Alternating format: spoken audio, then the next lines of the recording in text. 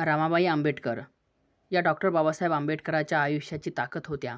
त्यांचा जन्म 7 फेब्रुवारी 1898 रोजी दापोली, रत्नागिरी येथे झाला. माहेरचे नाव होते रमाबाई नाईक. गरिबीत लहानपण गेले. आई-वडिलांचा आधार लवकरच गमावला. वयाच्या अवघ्या 9व्या वर्षी त्यांचा विवाह लहान वयातीलच भीमराव आंबेडकरांशी झाला. 1906 मध्ये बाबासाहेब उच्च शिक्षणासाठी अमेरिकेत व इंग्लंडमध्ये गेले असताना घरची सर्व जबाबदारी, आर्थिक संकटे व संसाराचा भार रमाबाई यांनी खंबीरपणे सांभाळला. बाबासाहेबांच्या आरोग्याच्या समस्या, मुलांचे वारंवार होणारे निधन या सर्व दुःखात त्यांनी धैर्य राखले. 5 मुलांपैकी फक्त यशवंतराव जगले. रमाबाई साधी, कष्टाळू आणि त्यागमूर्ती होत्या. बाबासाहेब त्यांना प्रेमाने रामाई म्हणत असत.